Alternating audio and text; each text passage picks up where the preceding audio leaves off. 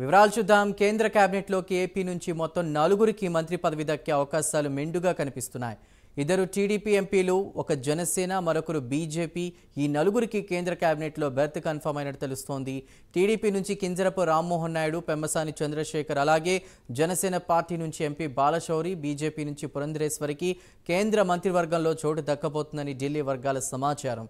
ఏపీకి మొత్తం 4 కేంద్ర మంత్రి పదవులు దక్కే అవకాశం ఉందని సమాచారం. ఇందులో రామ్మోహన్ నాయుడుకి కేంద్ర మంత్రి హోదా దక్కనుండగా పెమ్మసానికి సహాయ మంత్రి పదవి దక్కే అవకాశం ఉందని సమాచారం.